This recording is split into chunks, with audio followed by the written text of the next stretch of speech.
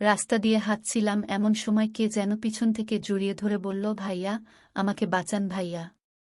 মেয়েলি কণ্ঠস্বর শুনেই আমার মনের মধ্যে বলে উঠল, ওরে আল্লাহ, মাইয়া, কোনো পুরুষ এভাবে পিছন থেকে জড়িয়ে ধরলে নির্ঘাত বলতাম, ওই ছাড় বলতেছি, শালা গায়ে কিছু মাখিস না। ঘামের গন্ধে মরে গেলাম। কিন্তু যেখানে মেয়ে ধরেছে সেখানে ঘামের গন্ধ হচ্ছে গিয়ে ছোটখাটো ব্যাপার। আমিও টাইটানিক সিনেমার নায়কের মতন ওভাবেই কিছুক্ষণ চুপচাপ থেকে বললাম, এবার ছাড়ুন আপু, আমার হার্টের সমস্যা আছে। মেয়েটা ছেড়ে দিলে পিছনে তাকিয়ে দেখি বলিউড নায়িকা বিদ্যা বালানের মতন একটা সুন্দরী মেয়ে আমার সামনে দাঁড়িয়ে। বিদ্যা বালানকে দেখলে আমার মনের মধ্যে যে গানটা বেজে উঠে, এই মেয়েকে দেখেও সেই গানটা বেজে উঠল, উলালা উলালা তুহি মেরি ফ্যান্টাসি। নিজের আবেগকে কন্ট্রোল করে বললাম, ব্যাপার কি আপু? কিছু হয়েছে? এবার মেয়েটি বলল, আর বইলেন না ভাই, রাস্তা দিয়ে হাঁটছিলাম, এমন সময় একটা পাগলা কুকুর ধাওয়া করেছে। তাই ভয়ে দৌড়ে এসে আপনাকে জড়িয়ে ধরেছি। ছোটবেলা থেকে আমিও কুত্তাকে প্রচণ্ড রকম ভয় পাই। এর মধ্যে পাগলা কুত্তার কথা শুনে উসেইন বোল্টের থেকে জোরে দৌড়ে মেয়েটাকে রেখে পালাতে ইচ্ছে করছিল। কিন্তু একটা মেয়েকে এভাবে পাগলা কুকুরের সামনে রেখে দৌড় দিলে পুরুষ জাতির সম্মান থাকবে না।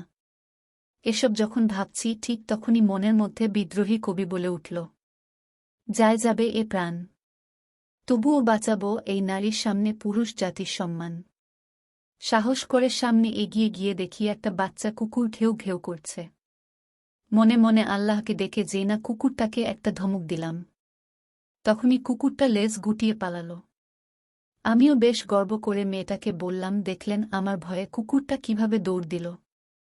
আমার সাহস দেখে মেয়েটা বলল, আপনার মতন সাহসী ছেলে আমি খুব কম দেখেছি। আপনার মতন সাহসী আর কিছু ছেলে থাকলে আমেরিকাও আমাদের সাথে যুদ্ধে হেরে যেত। আপনি বীরদের বীর, দেশ ও জাতির গর্ব।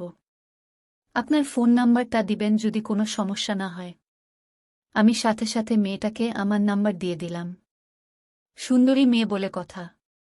একটু পর মেয়েটাকে একটা রিকশায় তুলে দিয়ে যখন বাসার দিকে যাচ্ছি, তখন কেন যেন পিছনের পকেটটা খুব হালকা হালকা লাগছিল। হাত দিয়ে দেখি সেখানে আমার মানিব্যাগ নেই। একটু আগেই টিউশনির বেতন পাওয়া 3টে 1000 টাকার করকরা নোট।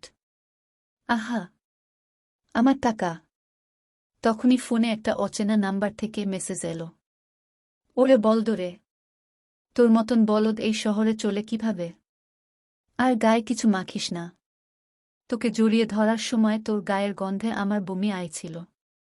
অনেক কষ্টে আটকে রাখছি। এরপর থেকে ভালো একটা পারফিউম মাখবি। এই শুন, ফগ খুব ভালো। আর শুন মাইয়া, মানুষ দেখলে কি মাথা ঠিক থাকে না? কতক্ষণ জড়িয়ে ধরেছিলাম শালা তোরে? সিনেমার নায়কদের মতন চুপচাপ থাকলি কেন? পকেটেও তো বেশি মাল রাখো না। এরপর থেকে বেশি করে রাখবা, বুঝছ সোনা? মেয়ের মেসেজ পড়ে কলিজা পুড়ে গেল।